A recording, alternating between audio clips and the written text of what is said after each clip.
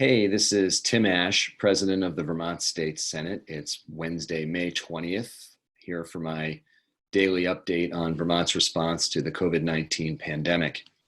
As I mentioned yesterday, I'm going to focus the entirety of this update on a detailed walkthrough of the governor's proposed, what he calls first phase of our economic recovery from the damage that's been inflicted by the state of emergency we're in and the stay-at-home order and all the business shutdowns. So before I get into the details of what the governor has proposed, I want to talk a little bit about the process from here on out. I think you'll recall back in March when it was clear the whole nation was gripped in a crisis related to COVID-19, and the Congress, working with the White House in virtually no time at all, passed a massive federal relief bill. And in some ways, it was commendable that when they saw that we were in crisis mode, they were able to quickly pass a bill. But we've seen the execution of it, which has been quite flawed, despite some very positive developments. And so one of the things that I hope to impart to you right now is that the governor and the legislature have worked together to establish a process by which these federal monies would be spent.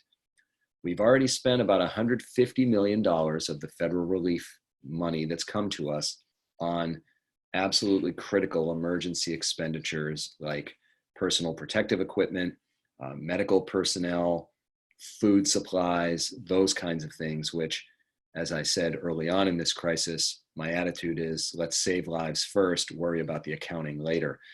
That's totaled to about $150 million. And while I said let's worry about the accounting later, obviously we want it to be spent on appropriate things. But those dollars had to get out the door on the fast, on the quick, to make sure that we were protecting people and getting the money out there to support basic needs being met. For subsequent use of those federal relief funds that weren't of that absolutely emergent nature, we proposed, and the governor ultimately agreed, that we would receive proposals from the governor and work through a sort of a typical legislative budgeting process, but knowing that the nature of these funds, we have to move much quicker than the normal legislative process.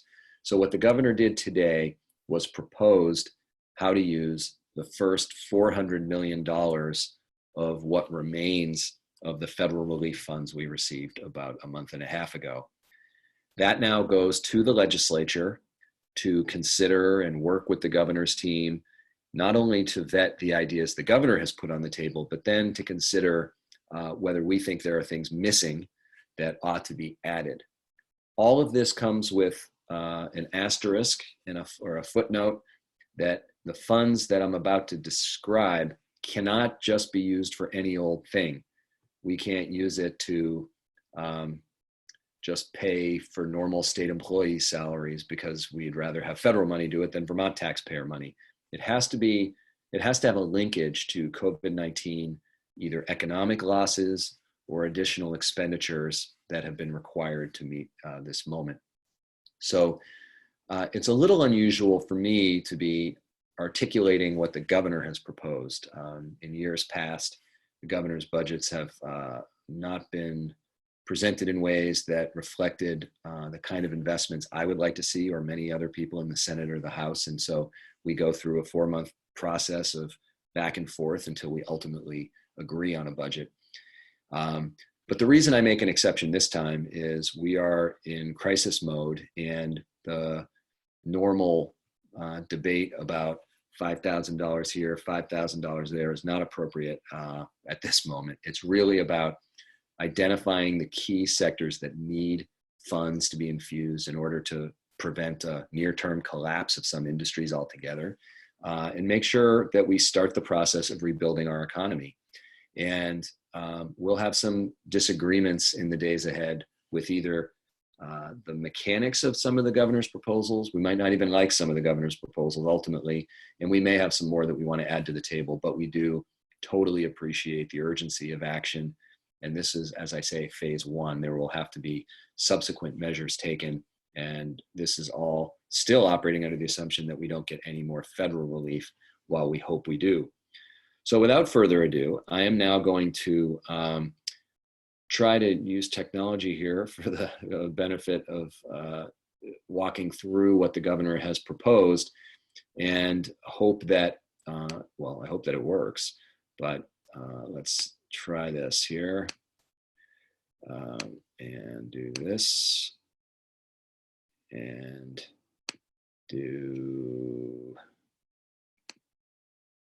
this. Okay, so first thing I'm going to do here is walk through the overview of what is in the governor's proposal today. The number that will be thrown around is that the governor proposed $400 million of recovery funding.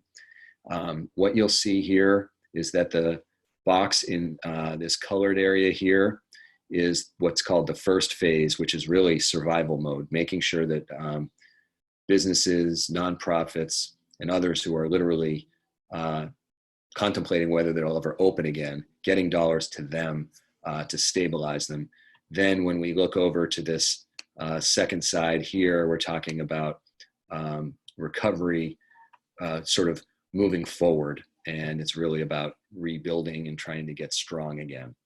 So I'm going to start over here. This is really the big ticket item in this area here. You'll see a proposed $250 million used for a variety of grants and loans to primarily to small businesses. We'll talk a bit in a second about where that money would be spent, but it is primarily to get dollars in the pocket of businesses who have either been forced to close or who have had substantial losses as a result of COVID-19. The $50 million in housing assistance here really speaks to two different categories. It is not for going out and building single family homes or market rate apartments. What this is really meant to do here is to help cover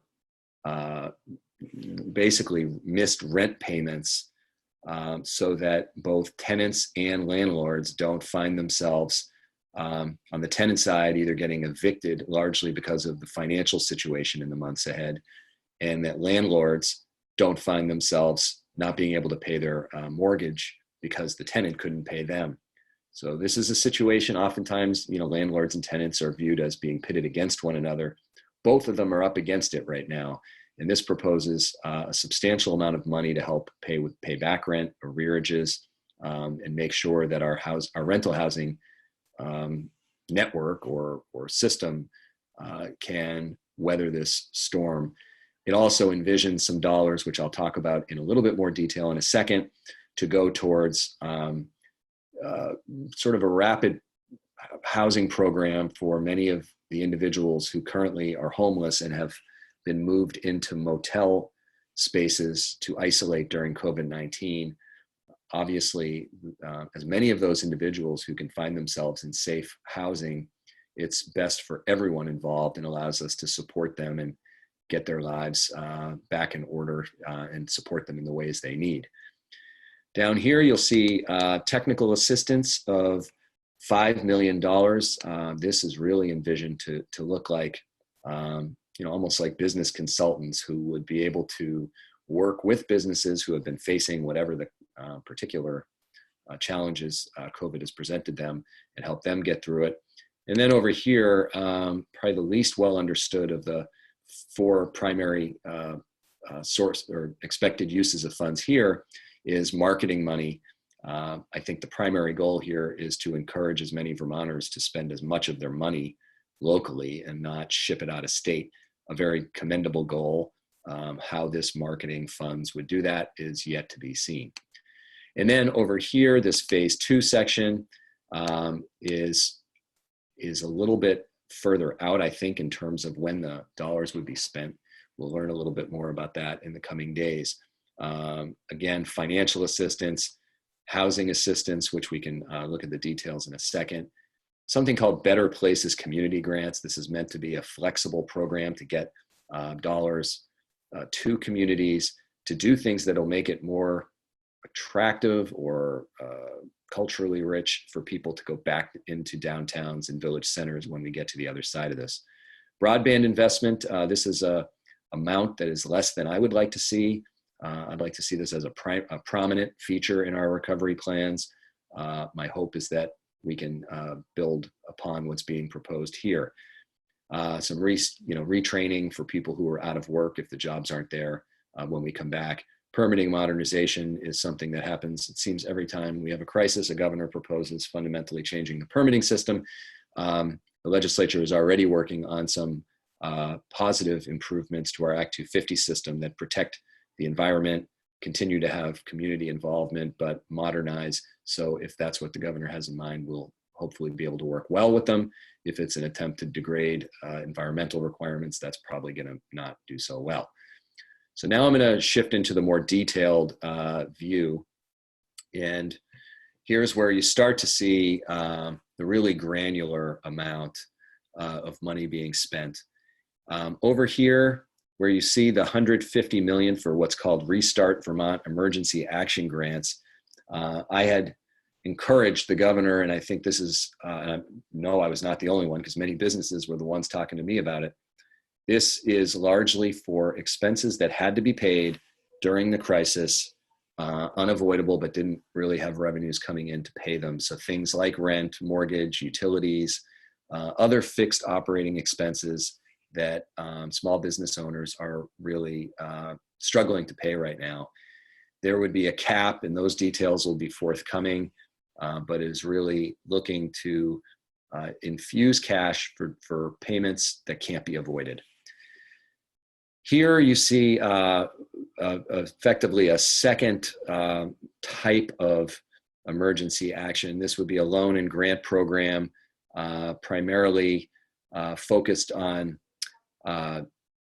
longer term payment at 0% interest rates, and designed for those who did not qualify for the much more generous program that you see above. And then below that, another $20 million, which would be going basically as interest rate buy downs to help people afford whatever debt they have right now. This would be for particularly small businesses. If you look here, area of need, micro businesses is really like very, very small. Nonprofits, all with revenues less than $1 million. So many of our small nonprofit organizations who are struggling, especially cultural organizations, many small businesses that might have 1 or 2 or 3 or 4 employees, and then a range of others. This will help some of them with grants, some of them with very, very low cost loans. And that adds up to a grand total of $250 million out of that 400. When we turn over here, you'll see what I referred to in terms of stabilizing rental housing, $42 million. There's going to be a lot of back and forth between the legislature and the administration on this. While we're of course sympathetic to making sure that we don't have massive dislocation of tenants and we don't have property owners losing their property to the bank just because COVID-19 made it impossible for them to collect rent, we'll want to make sure that this is going to, that this on the one hand isn't just helping people decide they don't want to pay rent, but also making sure that property owners who have not been impacted negatively by COVID-19 because their tenants continued to pay and had the ability to, that we're not sending money where it's not needed. So all of that becomes a little subjective, but when you come up with a program like this, it's got to have rules that accommodate equity, fairness, and not squandering taxpayer money. Because every dollar that goes here, that would be, if it was a dollar that was not well spent, it's a dollar that isn't going to support small business owners or any of the other potential uses.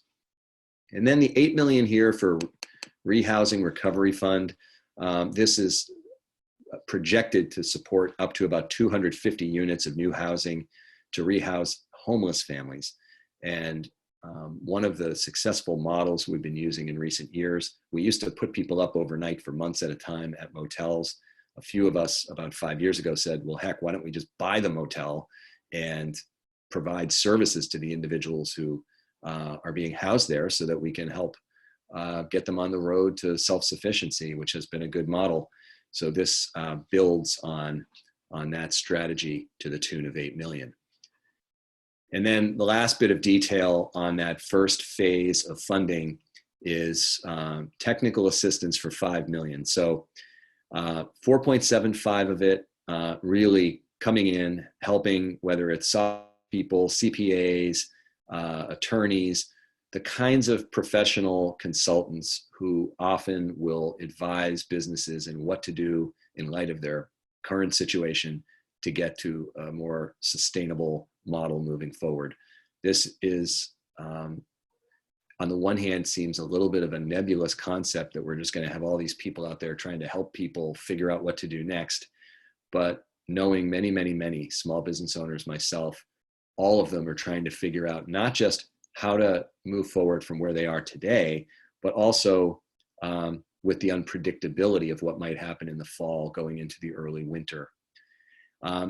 Perhaps the lowest dollar amount in this whole thing is for the Employee Assistance Program. Those of you who work at larger organizations will be familiar with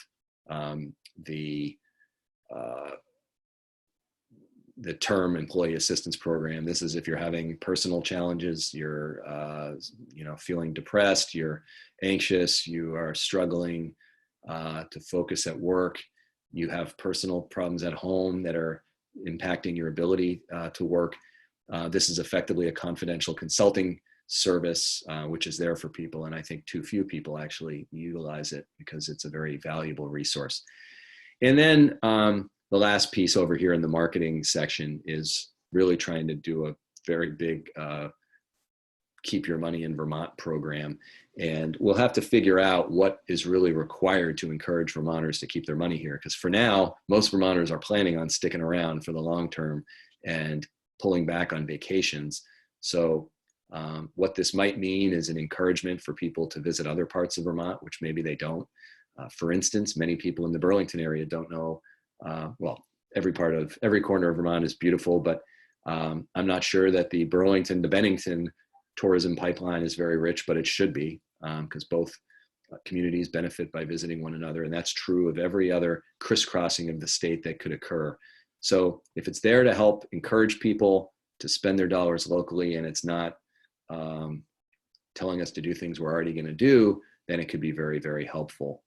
Most of these funds, when you review this, if you go back and look after, envision RFPs being issued, meaning request for proposals, so that private entities would effectively apply to the state to be the one who manages a particular program or effort.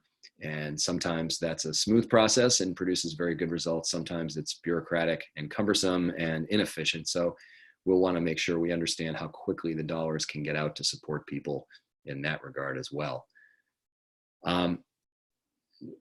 Another particular piece that we're going to want to look at is a proposal to provide basically $50 million for the dairy industry, 40 for sort of straight commodity milk, mostly for cow milk, but also goat and sheep milk, and then for some of the processing that goes on. The reason I mentioned we'll want to take a look at this is not because we don't want to provide support to our dairy farmers who are struggling very badly, but to make sure we're not ignoring all of the other farmers who have struggled as well during this, during these last 2+ months. So the dairy industry is already in great crisis. The small number of distributors and handlers of milk pay our farmers next to nothing. It's really quite a scandal. And we'll want to make sure that we're not providing this scarce resource to our dairy farmers only to have it get sucked up by the big, massive corporations who pick up the milk and turn it into a brand name somewhere else. So be on the lookout for that. And at this point, I think I'm going to go back out of the screen share, and you can go back and look at any of those, and also email me if you would like to review or get the PDF documents sent to you. I'm happy to send those to you. And I walk through those largely because it'll help stimulate your thinking about what you think is really critical to get Vermont back on its economic feet.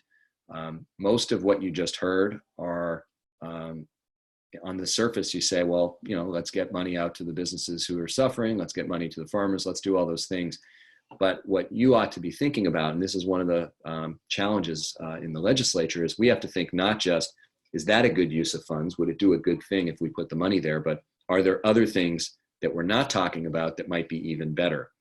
An example would be upgrading school facilities that have very poor HVAC systems, so that when kids go back in the fall, we're not as sure that the airflow is healthy and appropriate.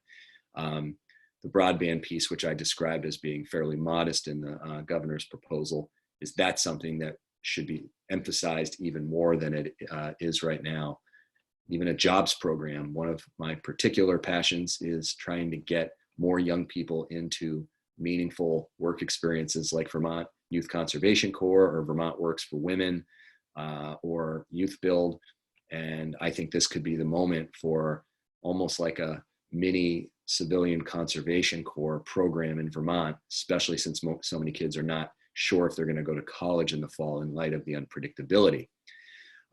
So there's always other options that need to be considered. So you know that the use of funds that you're proposing are the best use compared to the other options. So I hope you'll be thinking about that and feeling free to send me your thoughts. With that, I'm going to wrap for the day and say that I think this is a good start for sure. I'm really looking forward to working with the governor, the speaker, members of the Senate and the House to get us through this. And like with anything, now we have to get into the details and think about other alternatives. So I will be back with another video tomorrow at 5:30 and hope that you stay safe in the meantime.